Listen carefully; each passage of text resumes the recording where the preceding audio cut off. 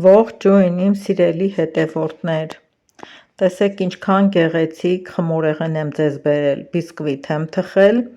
այդքան բիսկվիթը չեմ ուզում ներկայացնել, ինչքան միտքը, ուրեմն տանը բավականին շատ գիլաս ունեի, հարսիկս ասեց, թե այդքան գիլաս կար, մի հատ խմորեղեն չթխեցինք և ես որոշեցի, որ գիլասի կոմպոտը պատրաստել եմ, ավելի լավ է խմորեղենի վրա գիլասը նկարեմ ու այդպես միտք ծագեց, տանը բավականին շատ մածուն ունեի, բայց լավ թթու էր, մտածեցի միգուցե համը կգա, բայց ռիսկի դիմեցի ու սկսեցի թխելը, 4 ձու եմ օգտագործում, վրան ավելացնում եմ 300 գրամ շաքարավազ ու լավ հարում ենք, այսպես որ լավ սպիտակ փրփրի,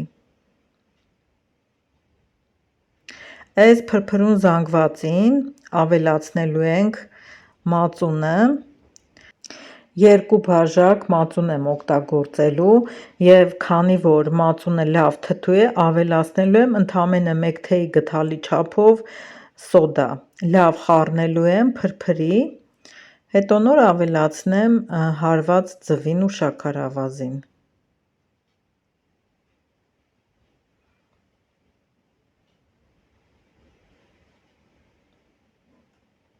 ահա սիրելիներս, մածունն էլ ավելացրեցի և բազմիցս շեշտել եմ, որ սիրում եմ, երբ բիսկվիտների մեջ հալված յուղ եմ օգտագործում և այստեղ համարյա 200 գրամ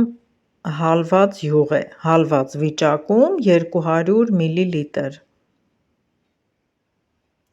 մի քիչ վանիլ եմ ավելացրել,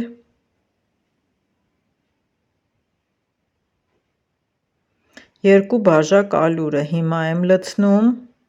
մի թեթև հարիչով խառնում եմ, որպեսզի խառնվի և հարելուց ալյուրը օդ չբարձրանա, ահա այստեղ 2 բաժակը թույլ է, լցնում եմ 3-րդ բաժակը, շատ դեպք է լինում, երբ ես բիսկվիթ եմ տեղադրում, հետևորդները գրում են, թե մենք թխեցինք, բայց տեսքը չպահպանվեց, չգիտեմ պատճառը որն է, ճիշտն ասած, բայց բիսկվիթը թխելուց այնպես չի, որ պետք է դնենք ջեռոցը, թողնենք գնանք, մի 30 րոպեից գանք, որ տեսնենք բիսկվիթը պատրաստ է թե ոչ, սիրելիներս, ես թխում եմ 200 աստիճանի տակ, այդ ընթացքում բիսկվիթը շատ դանդաղ բարձրանում է, հետո դարձնում եմ 250, այսինքն որ բարձրությունը պահպանվի, խմորը թխվի, հում չմնա, երբ արդեն սկսում է երեսին կետիկները տալը և քանի որ հասնում է այդ աստիճանի, արդեն որ կետիկներ է տալիս կարմրելու, բիսկվիթի երեսը չորացած է լինում, մի կտոր յուղաթուղթ փռեք տապակի վրա, այսինքն վերևից անջատեք տենը, այդպես պետք է արվի, եթե յուղաթուղթ էլ չփռեք, թեկուզ ֆոլգա, այնպես որ չթողնենք կարմրացնի վերևի տենը ջեռոցի, կամ էլ վերևի տենը անջատում եք ու թողնում եք 250 աստիճանով թխվում է, կրկին երեսի գույնը չի մաքվում, հենց ոնց լցրել եք, այդպես պահպանվում է, լավ հարթեցնում եմ, քանի որ ուզում եմ վրան նկարել, ուրեմն մտքովս անցավ, մտածեցի այսպես մի փոքր մասից վերցնեմ, կարմիր գույնը լցնեմ, որպեսզի գիլասի հատիկները ստանամ, մի փոքր մասի վրա կակաո լցնեմ, որ դարչնագույն ստանամ, դե տերևի համար էլ կանաչներ պետք, գույները ընտրելուց պետք է լցնելուց վառ գույն ունենան, որպեսզի թխվելուց հետո գույնը շատ լավ պահպանվի, թխվելուց հետո լինում է, որ գույնը բացվում է, եթե քիչ եք ավելացնում, դրա համար հենց սկզբից էլ մի քիչ մուգ արեք, կարող էի ավելի փոքր հատիկներ անել, բայց հարսիկս ասեց խոշոր արա, թող ավելի գեղեցիկ լինի, այդպես և որոշեցի մի քիչ խոշոր անել, այստեղ կարևորը ձեզ ցույց տալն էր, միտքն էր, որ հնարավոր է յուրաքանչյուր պատկեր, նույնիսկ տորթի վրա ստանալը,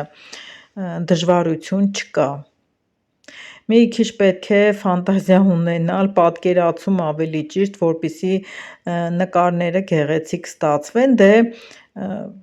դանդաղ աշխատել չեմ կարող, կծորա, կթափի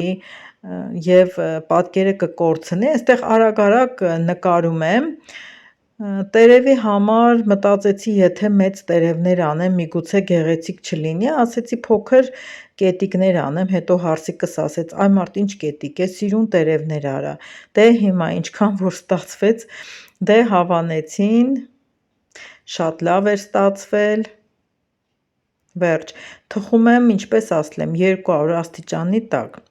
սիրելիներս, պատկերը շատ լավ մնաց, ես եթե իմանայի այս կարգի մնալու է, ավելի դանդաղ, ավելի նուրբ կաշխատեի, դա լավ, թողնեմ հաջորդ անգամ, միայն թե գիտեք ինչն էր վատ,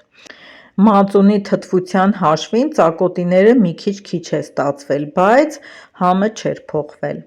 այսքանը սիրելիներս, դուք էլ իմպրովիզներ արեք իմ պես, կիսվենք իրար հետ մտքերով, կարծում եմ գեղեցիկ է ստացվել, կգրեք, տեսնեմ հավանեցիք թե ոչ, շնորհակալ եմ, որ դիտեցիք տեսանյութը։